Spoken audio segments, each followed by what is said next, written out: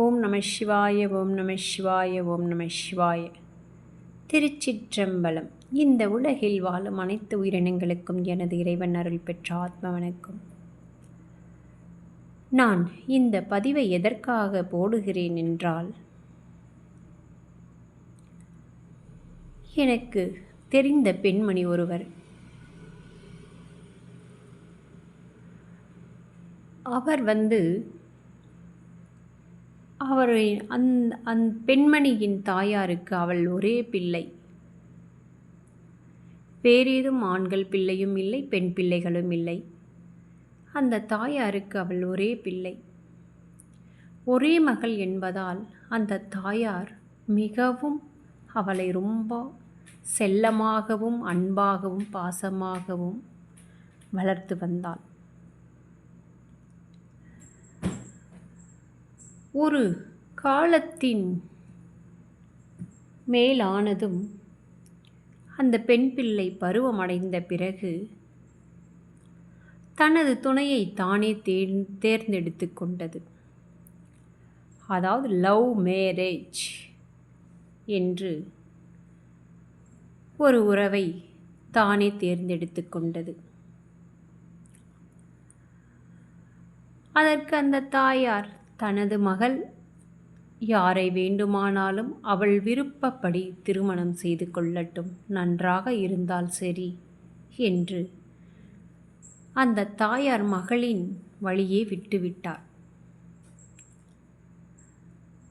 மகளுக்கோ கொஞ்ச காலங்கள் கழிந்ததும் ஒரு ஆண் பிள்ளை பிறந்தது.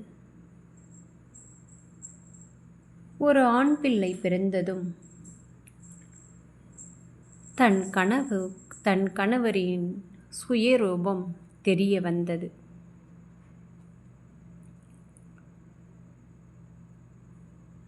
சரி, மாறிவிடுவான் என்று அந்த தாயார், பரவாயில்லை அம்மா, மாறிவிடுவான் என்று தாயார் ஆறுதல் கூற, மகளும் சரி, என்ன செய்வது, எனது தலையின் எழுத்து என்று எண்ணிக்கொண்டு வாழ ஆரம்பித்து விட்டாள். இரண்டாவதும் ஒரு மகன் பிறக்கின்றான். இரண்டாவது மகன் பிறந்தும் அவன் மாறுவதாக தெரியவில்லை. அடுத்தடுத்து இன்னொரு மகனும் பிறக்கின்றான். ஆக மொத்தத்தில் அந்த மகளுக்கு 3 குழந்தைகள் உருவாயிற்று. 3 ஆண் பிள்ளைகளாக போயிற்று. அந்த திருமணம் பண்ணிக்கொண்டவன் வீட்டிற்கே வருவது கிடையாது. அவனுக்கு ஓர் ஒப்பாட்டி. அவன் அந்த ஒப்பாட்டியிடமே வாழ்ந்து கொண்டிருக்கிறான். இந்த தாயாரோ தன் மகளின் நிலையை அறிந்து என்ன செய்வதென்றே தெரியாமல் தனக்கென்று ஒரு இடத்தை, அந்த தாயாருக்கு அவர்கள் வீட்டில் கொடுத்த இடம், அதாவது இந்த 3 பிள்ளைகளின் தாயாருக்கு பாட்டி இடம், அந்த இடத்தை தன் மகளின் பேரில் எழுதி வைத்துவிட்டு, அந்த தாயார் இனியும் அவனை நம்பினால் என் மகளின் வாழ்க்கை சீரழிந்து விடும் என்று மகளை தன் வீட்டிற்கே அழைத்து கொண்டு வந்துவிட்டு அந்த 3 பிள்ளைகளையும் அந்த தாயார் கூலி வேலைக்கு சென்று வந்து பாட்டி தன் பேரன்களை நன்றாக பராமரித்து வளர்த்தி விட்டாள். அவர்கள் ஒரு காலத்திற்கு மேல், அவர்களுக்கு ஒரு வயது வந்ததும் குடி என்ற இந்த மதுபானத்தை குடித்து குடித்து குடித்து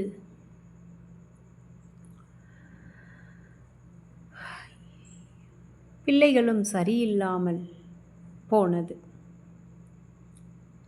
என்ன சொல்வதென்றே தெரியாமல் அந்த பாட்டி மனமுடைந்து போகிறாள்.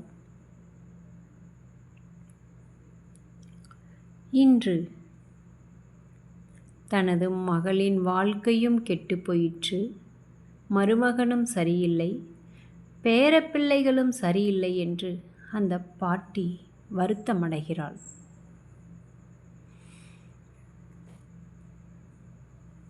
ஒரு காலத்திற்கப்புறம் தனது பெரிய பேரன் குடித்து குடித்து குடித்தே இறந்து விடுகிறான்.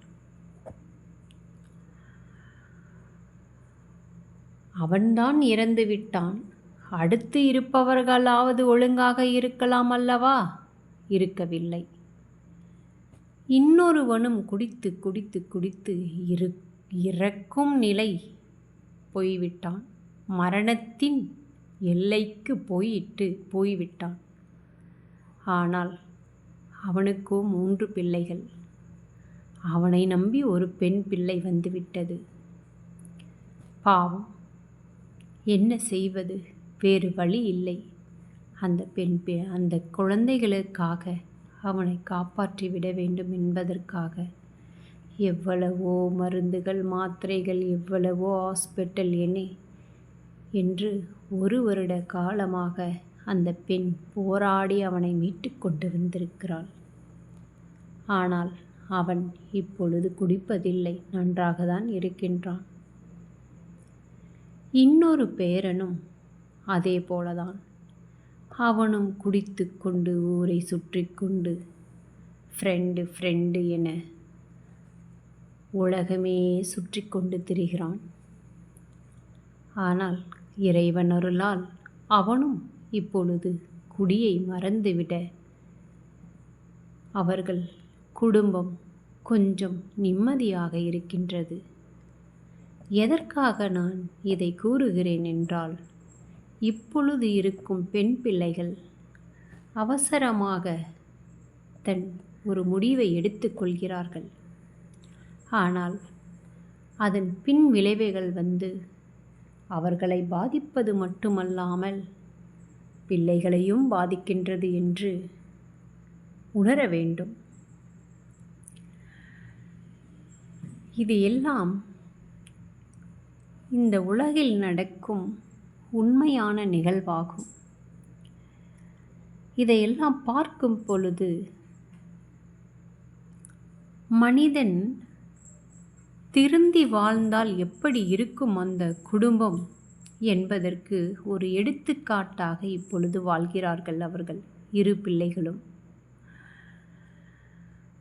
பணம் காசு ஏதும் வசதி இல்லை என்றாலும், பொன் பொருள் இல்லை என்றாலும் நிம்மதியாக வாழ்கிறார்கள், சந்தோஷமாக வாழ்கிறார்கள். அதை பார்க்கும் பொழுதே மிகவும் சந்தோஷமாக இருக்கின்றது. இதுவும் ஒரு உண்மையான நிலைதான். யாராவது அந்த நிலையில் இருந்தால் தயவு செய்து மாற்றிக்கொள்ளுங்கள். உங்களின் மனநிலையை சரியான வழியில் பயன்படுத்த பாருங்கள். ஓம் நம சிவாய.